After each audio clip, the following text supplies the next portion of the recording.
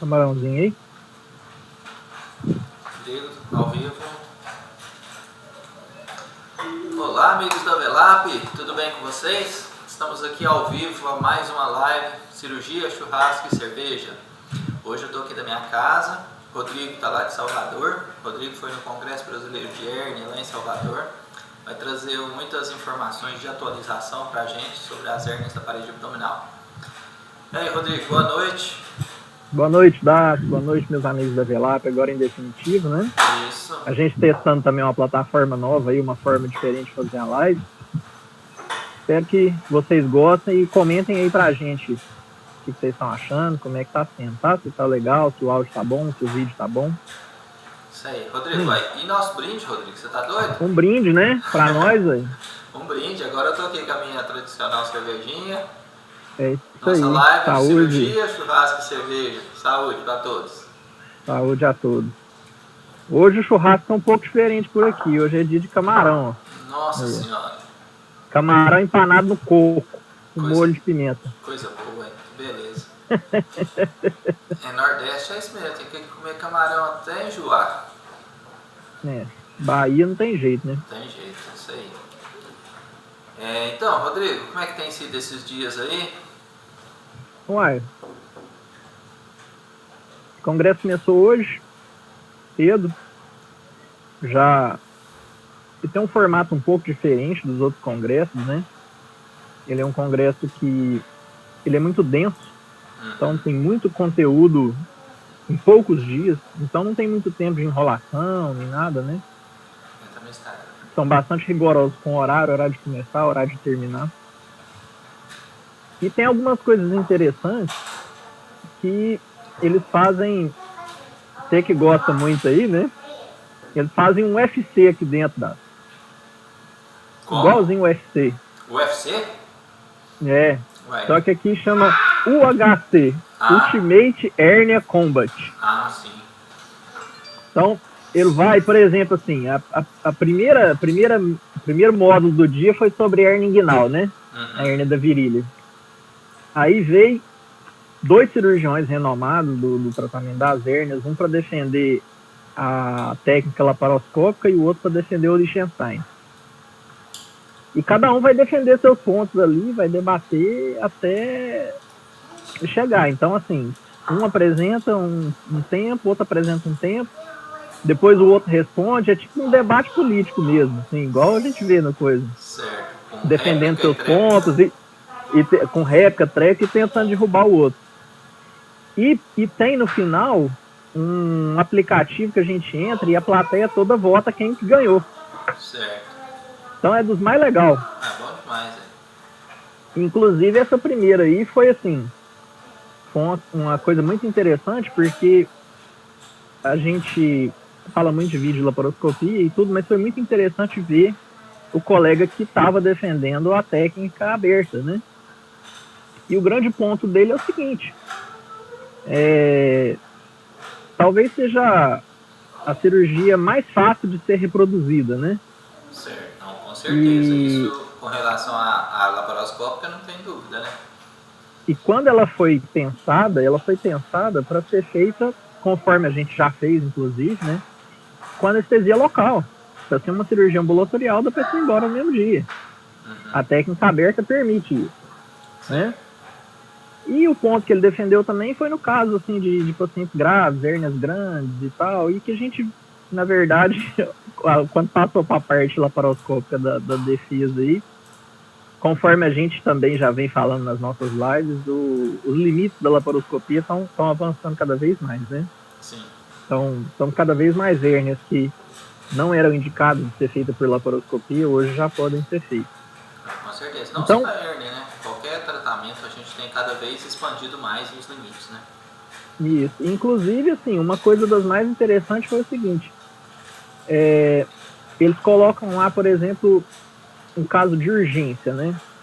Eles falam muito aquele paciente que tem contraindicação a fazer uma anestesia geral, que seria a exigência para poder fazer laparoscopia.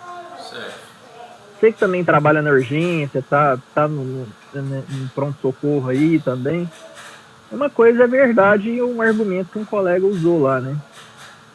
quando você recebe lá no pronto-socorro um paciente grave, muito grave, está séptico, está chocado e precisa de operar, qual que é a anestesia que o anestesista prefere fazer? Independente da patologia que você vai operar. Vai fazer geral? Ele vai fazer geral, porque o paciente está muito mais na mão dele, né? É muito mais seguro fazer anestesia geral, né? E aí o que ele defendeu foi o seguinte, se ele já vai fazer geral, por que não pelo menos você tentar começar por vídeo?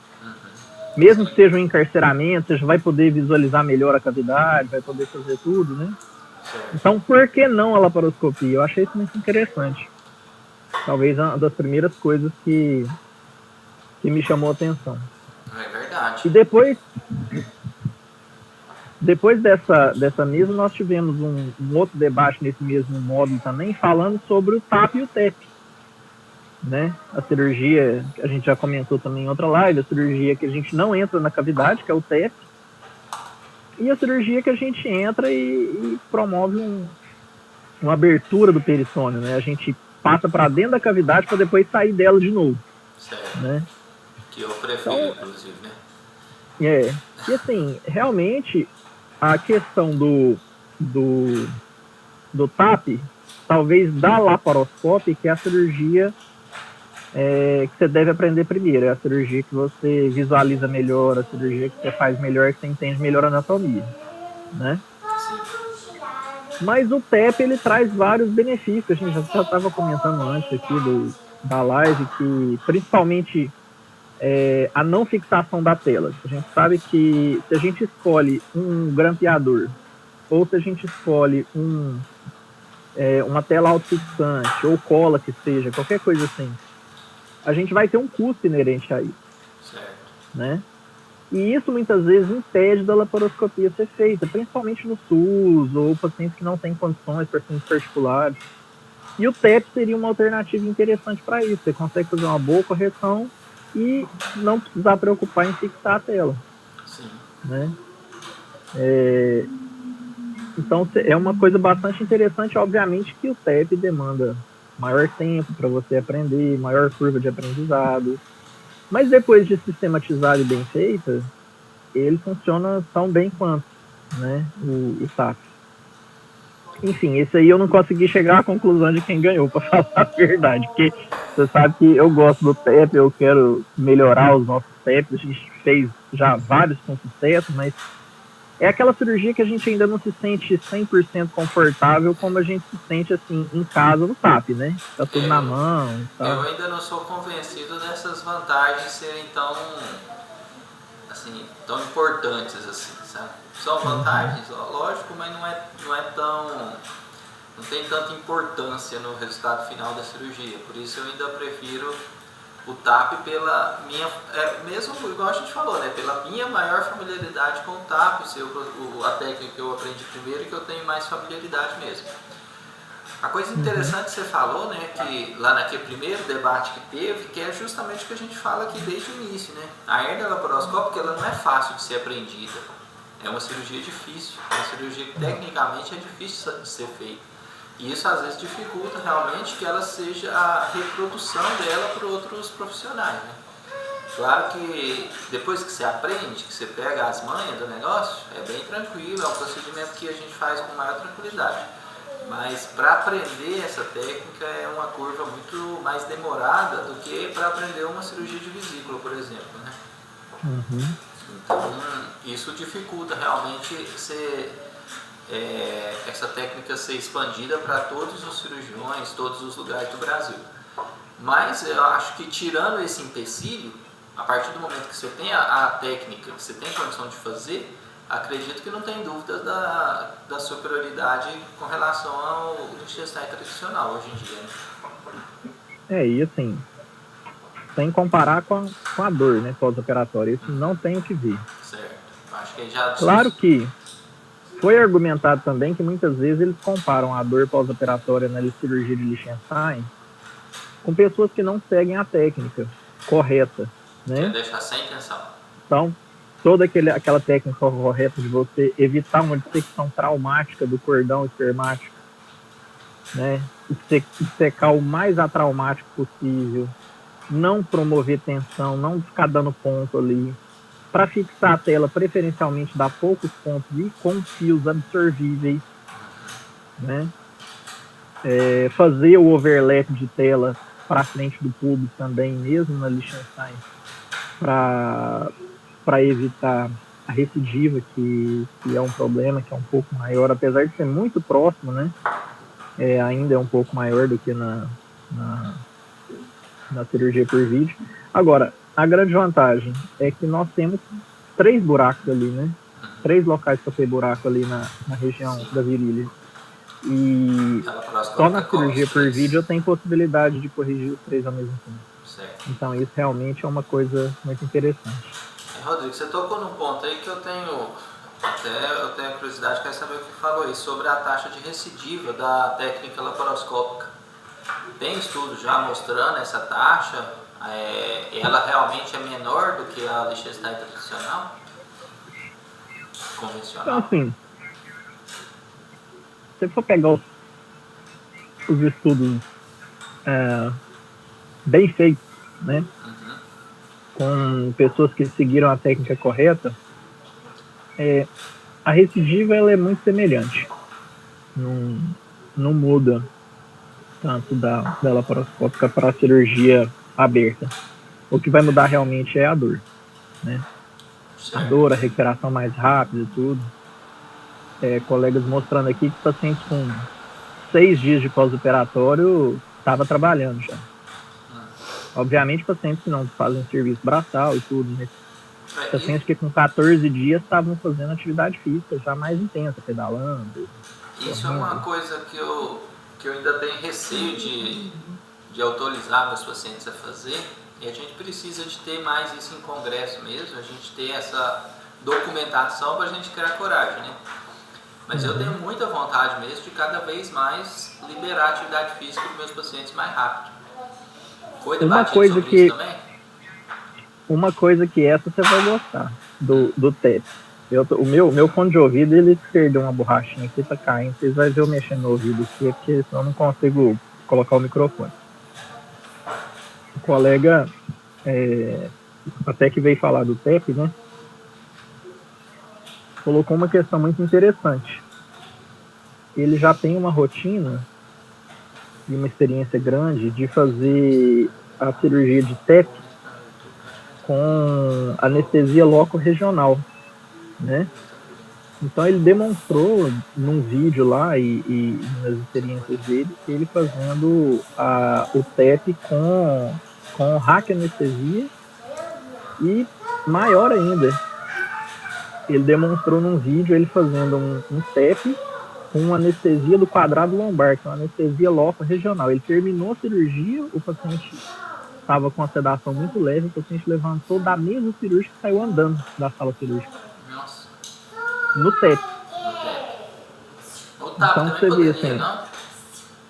O TAP já é mais complicado porque você entra dentro do peritônio aí para poder ter o relaxamento, por conta do estímulo vasovagal que faz ali, o paciente é mais complicado. Mas no TEP ele já tem isso bem demonstrado. Então é uma questão interessante, né? Aquela questão que você sempre faz, que sempre defende, assim, bater muito forte quando você tem grandes defeitos, você fixar aquela face transversal que fica extrusa para dentro do saco, puxar o saco e fixar, né? Para evitar serômetro, para reduzir o incidência de serômetro. Então, quer dizer, mais uma confirmação de que a gente já está fazendo as coisas corretas com os nossos pacientes, né? Agora, uma coisa interessante também em relação a essas hérnias um pouco maiores, essas hérnias diretas maiores, foi o pessoal do Sul defendendo o abandono precoce do saco. O que seria esse abandono precoce? Você entrou por TAP mesmo, é uma hérnia maior do que uns 2, 3 centímetros, eles já fazem um corte circunferencial ao redor do orifício da hérnia e deixa aquele saco lá dentro. E disseca só o resto, disseca só o peritônio. Dá muito menos dor, dá muito menos sangramento, dá muito menos seroma. E não dá hidrocele? Não. Lógico, abandona, disseca o peritônio todo para baixo, uma dissecção ampla, fixa, essa parte que você extrusa ali e põe uma tela ampla. Mais uma vez, cada vez mais as telas cada vez maiores, né? Pelo mecanismo que a gente já sabe da tela diminuir de tamanho e tudo. E já estão falando até que a tela é aquela 12 por 15, que em geral é o tamanho padrão que a gente usa, né? Já é uma tela muito grande em comparação às telas que a gente usava na cirurgia aberta, né? Que era 6 por 12, né? Então hoje a gente pega uma 15 por 15 e diminui e deixa ela em torno de uns 12 por 15 aí. Já estão defendendo até a ideia de fazer telas até maiores do que isso, né? Principalmente se for hérnia direta, maior um pouquinho, porque ela tem que passar praticamente para o outro lado da região do pubis ali. Então, realmente ver que a gente está no caminho mesmo do que os grandes nomes das cirurgias de hérnia do Brasil e do mundo estão fazendo, né? E outra questão interessante, que essa eu acho que a gente pode aprender, né? É mais uma questão de se sentir confortável com isso e criar coragem. Não fixar de rotina a tela. A imensa maioria está defendendo não fixar de rotina. Essas hérnias até 1, 2 centímetros, a menor que 3 centímetros, né?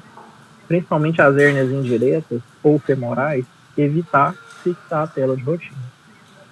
Isso aí é uma não coisa há necessidade. Que eu tenho receio ainda, mas eu já tô sabendo que eu tenho que adaptar isso. Isso. Desde que, obviamente, siga aqueles padrões ali, você assim, não vai ter maior índice de recidiva, não vai ter maior índice da extrusão da tela, nem nada disso. Se o seu orifício for pequeno, o orifício ordinário for pequeno. Então, assim, são coisas muito interessantes. Nós tivemos uma palestra sobre depois hérnias ventrais, né? Também hérnias incisionais, fazendo aquela velha discussão, né, sobre o melhor local para poder colocar a tela, se seria on-lay, se seria uma tela retromuscular. Também foi um debate muito interessante. Tivemos defesas interessantíssimas para os dois lados, né? Interessante da ciência é exatamente isso. A gente vê que às vezes uma técnica que já é muito antiga, mas que, se muito bem feita, seguindo as técnicas, ela consegue resolver a imensa maioria dos casos, com uma curva de aprendizado menor, com resolução boa, demonstrando que é seguro colocar a tela em local que teve uma possível contaminação, por exemplo, caso de paciente que tem colostomia e tudo. Desde que você coloque ela on-lay ali, ela é facilmente removida depois. A complicação mais frequente ela é muito benigna, que é o seroma. Então, assim, defesa interessante. Apesar de eu ainda defender que o melhor local é retromuscular, e a gente faz de rotina nos nossos pacientes retromusculares, tem resultados muito bons, né? Certo. Isso aí, eu acho que na nossa prática a gente evidenciou um índice muito menor de seroma quando a tela é sublei. Praticamente é zero. Na verdade, o que eles defendem é que o seroma ele fica muito profundo e a gente não consegue detectar. Ele existe, só que ele é absorvido sozinho. Né? Ele é absorvido. É um ponto. Não traz complicação, não traz problema para o paciente. Enquanto que um seroma no subcutâneo, ele tem marcha, ele vai incomodar o paciente vai voltar no consultório, vai reclamar. Então eu acho que só isso aí já é motivo para você não colocar. Muitas vezes aquela drenagem constante ali. Essa drena, fica vazando, então eu acho que incomoda muito. Igual nós falamos, né? Sempre, o importante é a satisfação do cliente. É isso que nós temos que ver. O importante é resolver o problema dele, né? E ele ficar satisfeito. Ele ficar lá vazando seroma na barriga não é bom, né? Por mais que seja ali passageiro, que vá melhorar, que seja uma complicação benigna, como você falou, mas é algo que traz incômodo ao paciente. Eu não concordo que possa ser desprezado, não. Falando em complicação, a gente teve uma mesa também muito interessante sobre infecções de tela. É uma coisa que a gente morre de medo, né? Que a gente tem que aprender cada vez mais a como conduzir, como tratar e tratar cada vez melhor, porque talvez seja uma das complicações mais graves que a gente vê. Mas uma lição interessante é que Primeiro, pegando a fala do Dr. Cláudio Birolin, lá, que é o que defende muito a técnica com lei e tudo, e ele defende que a infecção de tela ela é rara, mesmo você colocando a tela num sítio previamente infectado, desde que você lave bem e tome todos os cuidados ali. Caso isso aconteça, você pode retirar a tela, você pode tratar. E quando houve a infecção de tela, já o palestrante que veio falar sobre a infecção, trouxe uma questão muito interessante, que é possível sim recuperar uma tela infectada. Sim. Ou seja, eu tive uma infecção Você não aguda. precisa tirar a tela. Não necessariamente eu preciso tirar. Se eu tratei bem aquela infecção ali, se eu conduzi bem aquela infecção, se eu dei o antibiótico certo, pelo tempo certo, se eu fiz curativo quando o paciente precisa, às vezes até uso de curativo a vácuo, né, quando a ferida abre, Sim. eu consigo resolver o problema. E Né? o tempo de antibiótico geralmente é maior? Ele não chegou a abordar o tempo de antibiótico, né? Ele falou mais assim, que primeiro, uma coisa que é muito clara, mas eu sempre digo que o óbvio precisa ser dito, né? E ele foi muito enfático nisso. A nossa primeira preocupação não é em salvar a tela, obviamente. Nossa primeira preocupação é em tratar a sepse. Se a gente chegou sepse, você tem que salvar a vida dele. Certo. Mas, por que não você tentar, com isso, resolver e evitar que ele volte a ter um defeito da parede? Principalmente quando são aquelas hérnias muito complexas, muito grandes que a gente faz, né? Eventualmente o paciente volta a ter defeitos que muitas vezes são muito difíceis de serem corrigidos. Então, é um ponto interessante. Mas tem algumas condições, principalmente com relação à tela. A tela tem que ser macroporosa, né? Então, acho que a gente já demonstrou algumas fotos de algumas telas em algumas lives, depois a gente pode fazer isso aí, mas basicamente essa tela macroporosa vai ser aquela tela que o buraco dela é grande, você consegue ver pela tela, você vê o outro lado da tela, né? Isso dificulta, vamos dizer assim, da bactéria esconder ali dentro da tela. Tem que ser monofilamentar, geralmente as próteses que a gente usa são monofilamentares, né? No caso das telas de polipropileno. E obviamente você precisa tomar os cuidados necessários ali com a ferida operatória durante aquele tempo ali. Se tiver a pele aberta, às vezes fazer um curativo com carvão ativado e tudo, essas questões vão ajudar bastante. Ou um curativo a vácuo. Então, como eu disse, assim, um dia bastante cheio, né? Obviamente passamos novamente pela dissecção bem feita da região inguinal, uma demonstração de como é uma dissecção bem feita, qual que é a anatomia que a gente tem que ver, quais são os limites que a gente tem que ver, né? Até quando eu tenho que secar, quando eu paro de secar, quais são os riscos.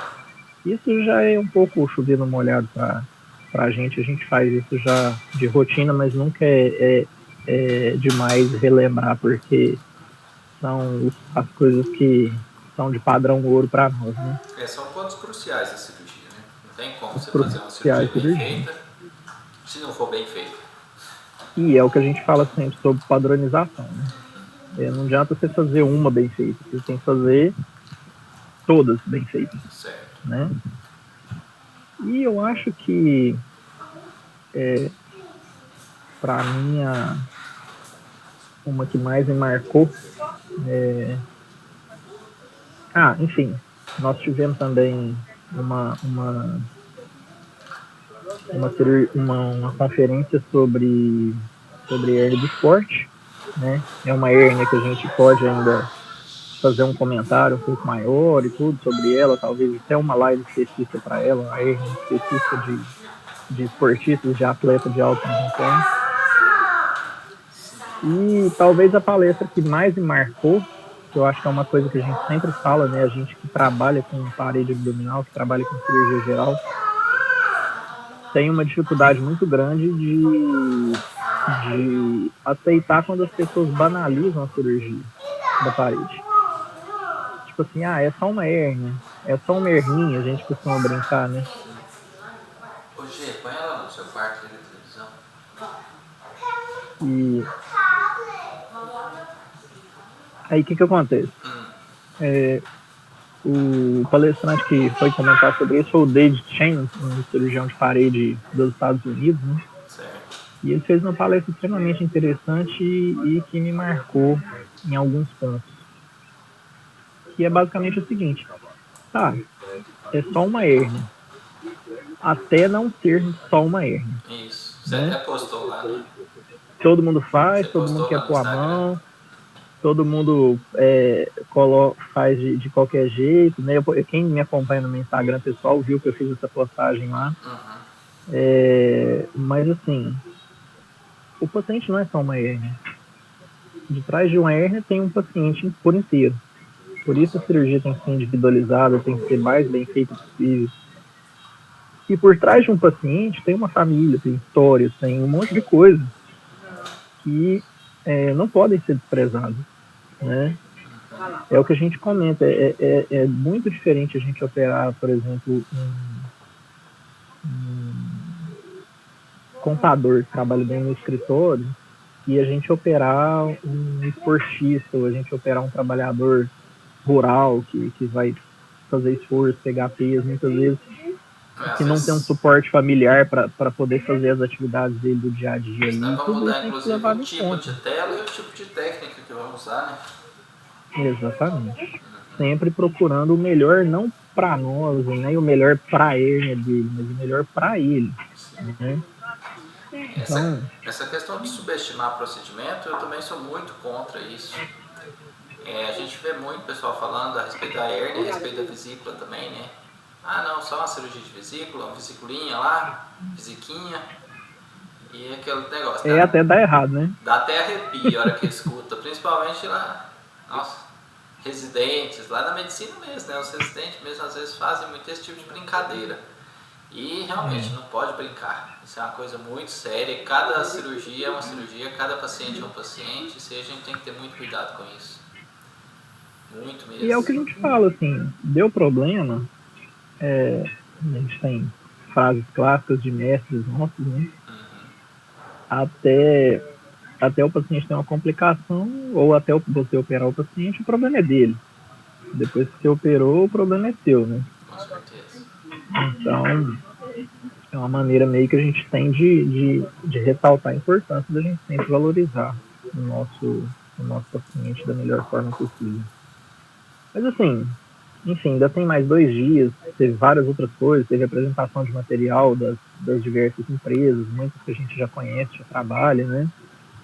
A tela 3D que a gente já usou bastante aí, ela comemorou 20 anos aqui, teve uma festa, o pessoal fez um eventozinho ali para poder comemorar os 20 anos que ela foi lançada, né? Nossa, 20 anos já? 20 anos já, ela foi lançada em 99 nos Estados Unidos, apesar dela ter chegado em 2012 no Brasil. Né? A gente fala que é novidade, né? A cirurgia na verdade, é novidade, né? Nada, hein? Na verdade, a tela 3D da BD, essa que comemorou 20 anos, já é bem antiga, mas a outra marca que a gente também trabalha em Berlândia, que é a Medtronic, ela lançou uma agora 3D também, um pouco maior e tudo, que é uma tela bastante interessante, parece ser bem bom os resultados com ela. Eu acho que vale a pena até a gente experimentar em um caso selecionado nosso qualquer dia aí. Né? Enfim, tivemos discussão sobre cirurgia robótica, se vale a pena, se não vale, na cirurgia de hernia inguinal, por exemplo, né? Que a grande comparação foi o seguinte. Ixi, Rodrigo caiu. Aqui, voltei. Voltou. A grande comparação que fizeram foi o seguinte, olha, você ir voar na primeira classe do Emirates é legal? É legal pra caramba, todo mundo quer. Mas você vai pegar de Berlândia para Belo Horizonte, você vai pagar uma primeira classe? Tem que ver isso. Compensa. Berlândia para São Paulo. Não é só a questão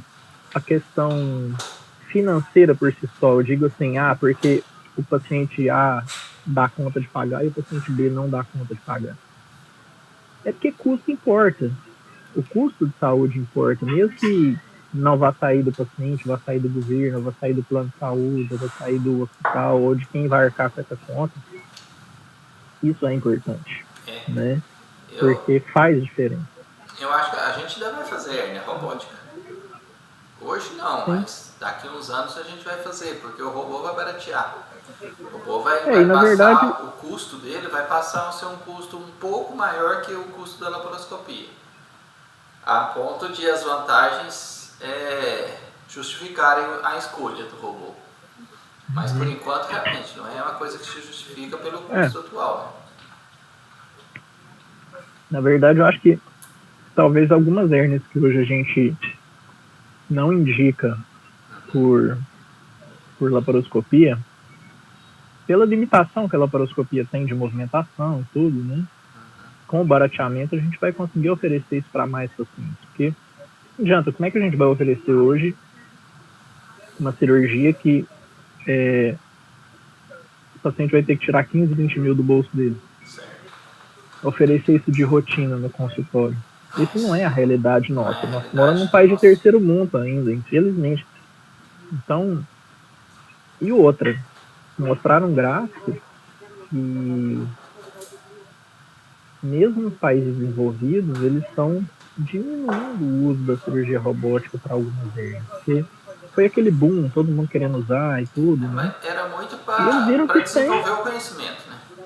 Sim, é uma curva de aprendizado. A gente entende também que, por ser uma cirurgia mais padronizada, uma cirurgia menor, de menor porte, faz sentido você aprender a operar no robô por ela. Sim. Né?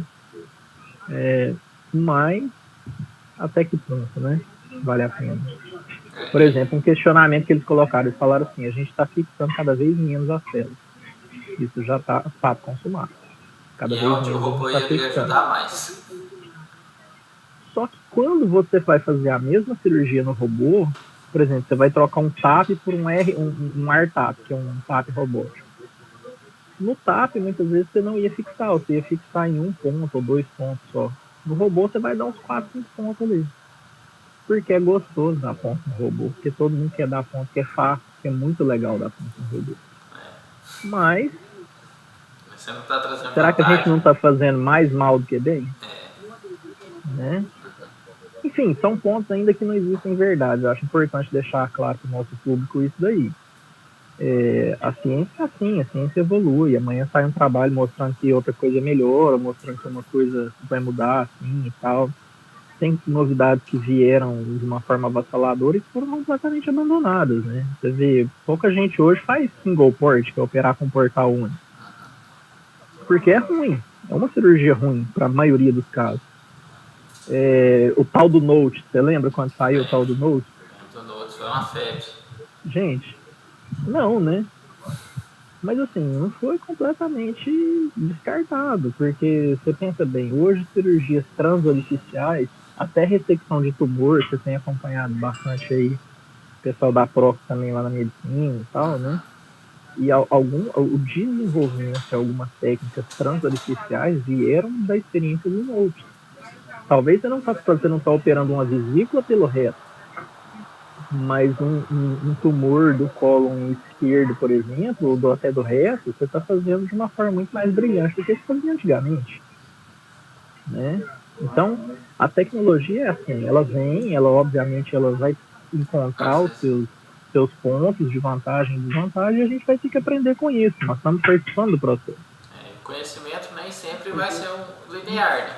Às vezes você descobre uma coisa por acidente e aquilo se torna verdade depois. Com certeza. Então, fiquei bastante interessado da gente experimentar a cola. Eu te falo que, por mais da gente já ouvir falar, quando a gente já tem experiência ampla com outros tipos de fixação, a gente fica meio assim, né, na correria do dia a dia, nossa, a gente não querer mudar, mas eu falo que o médico que não quer mudar, que não está incomodado, que não quer fazer alguma coisa melhor, tá errado, né? Mas nem sempre é melhor. Não, claro, mas eu falo assim, acho que o ensinamento tão importante que ficou para mim hoje é o seguinte, talvez não tem nada que é melhor 100% do que a outra coisa.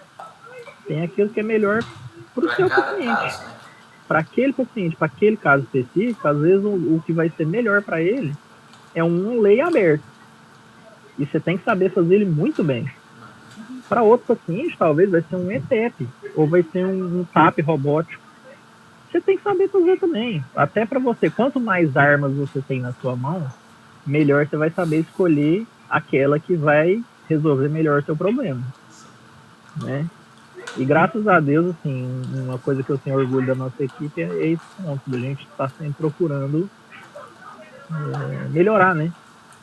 Sempre procurando o melhor tratamento para cada paciente. Não ficar acomodado achando que já faz o melhor e ponto, acabou. Eu acho que a gente tem que ter, a gente sempre prega isso, né? A gente tem que ter essa humildade de saber que o nosso conhecimento é limitado também. Lógico que, igual eu falei, eu sou muito mais turrão do que você, sou muito mais cabeça dura que você ainda. Para me convencer que a técnica que a gente faz não é boa, você tem que me provar por A mais B e mais C ainda. Mas a gente tem que estar aberto a novas experiências, a novos conhecimentos mesmo, porque foi assim que a gente começou a fazer a laparoscópica, né? Vou te dar um exemplo recente nosso, a escola. Sim. O tanto com a escola bem indicada é bom. E eu mesmo fui bem reticente inicialmente, né? Falei, Rodrigo, mas não dá certo. Rodrigo, mas não é assim. Até que nós achamos o povo. Falei, não, agora sim. E esse aqui eu concordo. Aí, ficou bom, o paciente saiu super satisfeito. Mas só quanto à escola, só vou defender aqui. Antes do escola, nós falamos muitas vezes no ETEP. Sim. Que eu não concordava. Falei, não, esse aqui não dá certo. Esse eu não acho legal. Aí depois, aí chegamos na escola, falei, não, esse aqui eu concordo. Às vezes a gente fez até uma adaptaçãozinha ali para dar certo, né? Tem a questão do iPhone, né? Que a gente chegou a fazer também e tal. Isso. Que é colocar a tela dentro da barriga aí para os nossos pacientes que estão nos ouvindo aí, tá meio perdido nos termos, mas é uma cirurgia que ela é tecnicamente muito mais fácil de fazer do que um ETEP, por exemplo, ou até do que o escola, mas na verdade o que a gente faz é o iPhone Plus, né, que a gente sutura o defeito e depois põe a tela, porque o iPhone clássico nem suturar o defeito você não sutura. Só que a gente vê o quanto o paciente sofre de dor no pós-operatório, né, o quanto ele fica incomodado com aquilo ali. É uma coisa que dói, que dá aquela sensação ruim, e que eu falo que muitas vezes o que me deixa mais angustiado é que às vezes a dor é tanta que é difícil a gente distinguir entre uma complicação e uma dor que é natural da presença da tela ali. Certo. Você não sabe se o paciente está fazendo uma peritonite, por exemplo, né? Então, o escola vem, às vezes, para nos ajudar exatamente nisso. Não é um paciente com hernia tão grande a ponto de justificar fazer um ETEP, que é uma cirurgia que vai durar 2, 3 horas a mais, mas também é uma cirurgia que vai provocar muito menos dor. E a gente está trabalhando num compartimento que para nós é mais amigável, que é o subcutâneo, né? E aí outro detalhe, a escola volta com a tela no espaço do subcutâneo, né? Isso. Que é a discussão que a gente tinha anteriormente. E lembrar que o escola não é uma cirurgia para diastase somente, ou não é uma cirurgia que foi desenvolvida para diastase. É uma cirurgia que foi desenvolvida para diastase associada à hérnia. E a gente sabe que quando eu tenho uma diastase associada a uma hérnia, eu não corrijo, está muito bem claro na literatura, a chance dessa hérnia voltar, ela aumenta 5, 6 vezes. Normalmente então, sim, eu preciso tratar uma diastase. Não é a mesma hérnia que volta, né? Mas você vai ter hérnia acima ou abaixo daquela primeira hérnia que você corrigiu. Uhum. Porque a parede é fraca já. O defeito continua lá. Sim, essa aí. E a diastase é essa fraqueza. Que a gente precisa ficar atento. Né? Então, assim, eu acho que isso também é bem claro. A diastase associada à hérnia epigástrica, uma ou múltiplas, é indicativo de correção, sim, com certeza. E não só pelo defeito estético mesmo do paciente, é por questão funcional mesmo. Né? O paciente que tem uma predisposição grande a ter novas hérnias depois, a continuar tendo hérnia no futuro. Então, precisa mesmo ser corrigido. E essa técnica de escola, Eu acho que a gente está desenvolvendo cada vez mais nossa técnica, né? E tem cada vez mais ficado melhor as cirurgias. Os resultados realmente É o que eu são gosto impressionantes. de comentar. Você vê quantos tipos de cirurgias diferentes a gente comentou aí em, o quê? 40 minutos de live, 45? Pensa bem, dá pra gente falar que é só uma hernia, é só um buraco? É só uma hérnia, é só coisa à toa, né? Não é, gente. A gente precisa ter mais atenção, porque eu digo que se você for comparar e for tratar a parede abdominal como um órgão por inteiro, talvez depois do intestino é o segundo maior órgão do abdômen. É a parede. Né? Então, a gente tem que parar de banalizar isso. E é a cirurgia mais feita no mundo e imagina, você fazer mal uma hepatectomia por um tumor, você vai fazer uma cirurgia por ano, uma cirurgia a cada 2 anos, o impacto talvez vai ser muito menor do que você fazer mal uma cirurgia que você faz 5, 6 por semana. Sim. Né? Então, a quantas pessoas você vai estar trazendo prejuízo? A quantas pessoas você vai estar trazendo mal, trazendo prejuízo, ou pelo contrário, a quantas pessoas você vai estar beneficiando se você trabalhar melhor aquilo que é o seu dia a dia, aquilo que é a sua rotina, né? Aquilo que é o mais frequente que você faz. Então, eu acho que é por isso que eu sou tão apaixonado por paredes, sempre fui, sempre serei. Por mais que o pessoal critique, mas é uma cirurgia que paga mal, é uma cirurgia que não sei o quê, é uma cirurgia que ninguém valoriza. Eu falo, olha, os meus pacientes valorizam. Eles apreciam bastante que eu tenho interesse em tratar aquilo ali bem. A gente, graças a Deus, tem conseguido devolver a qualidade de vida para pessoas que estavam desacreditadas por uma doença que não é maligna. Eu já recebi pacientes no meu consultório inúmeras vezes, encaminhados de outros colegas, que falaram assim, olha, a sua hérnia não tem tratamento. Você vai morrer com ela, é melhor que se acostumar com ela. E muitas vezes chega e a gente consegue traçar um plano, obviamente que não é uma coisa simples, mas para devolver a qualidade de vida para aquela pessoa. Isso é muito gratificante. Realmente é muito bom. Toda cirurgia é importante para o paciente que tem aquela doença, então nem se fala, né? É a mais importante para ele, né? Ver a cirurgia que a gente fez ontem, né? Foi ontem, né? Inclusive aqui o paciente, o pessoal do Instagram aí sabe que a gente comentou que ia fazer combinada a hérnia com a cirurgia de vesícula, né? A gente teve uma cirurgia de vesícula que foi muito complicada, tinha colecistite, tinha pus, perfuração de vesícula. E ontem a gente foi complementar a cirurgia dele fazendo as hérnias, hérnia bilateral, recidivada. E aí veio a dificuldade que foi a cirurgia de novo. Uma cirurgia que normalmente a gente gasta 40 minutos, 50 minutos, a dela gasta mais de 2 horas, né? Então uma cirurgia que foi muito complexa, muito difícil a dissecção por já ter sido recidivada a hérnia, por já ter uma prostatectomia prévia. Então assim... Tivemos que mudar a estratégia, a gente achou que ia fixar de uma forma, fixando de outra. Então assim... É algo realmente que tem o seu grau de dificuldade ali muito elevado e a gente tem que dar valor nisso mesmo, tem que estar, como a gente sempre fala, a gente tem que estar com a equipe, a gente tem que estar se entregue por inteiro ali naquele momento para conseguir resolver o problema do paciente. E o mais gratificante é chegar lá hoje para dar alta para ele, ver aquele sorriso na cara, ela fala, nossa, doutor Dácio do céu, que beleza, não senti nem dor, estou bem demais. Agradeço por tudo, é o que mais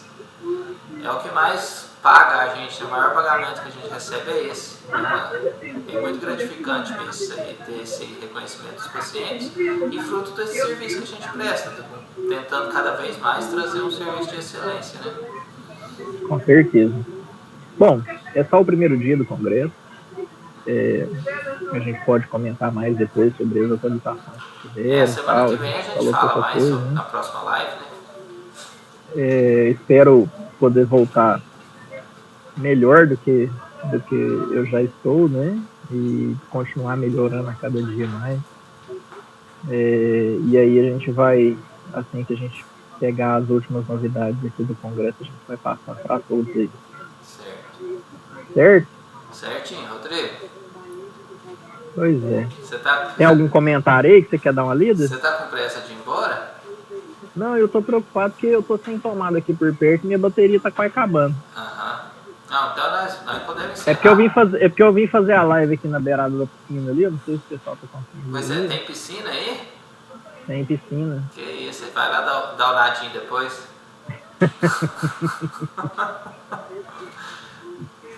Vamos ver se eu consigo pelo menos pôr o pé na água salgada, né? Não, vai lá. Tem que ir lá no bar também, pode deixar não. Hein, Rodrigo, mas igual você falou, nós estamos numa plataforma nova aqui, nós estamos transmitindo a live hoje pelo YouTube, né? E eu não estou conseguindo ainda acessar os comentários, então eu vou ficar devendo os comentários hoje. Nós estamos ainda aprendendo a fazer esse processo aqui. Eu acho que a live vai ficar muito legal nesse formato novo, só que a gente precisa dessas adaptações ainda que a gente vai fazendo com o passar dos dias aí. Então os comentários vão ficar para a próxima semana. Vamos encerrar então a live. Pessoal, agradecer a todos vocês pela paciência, ouvir a gente falando essas bobagens aqui. Queria dizer que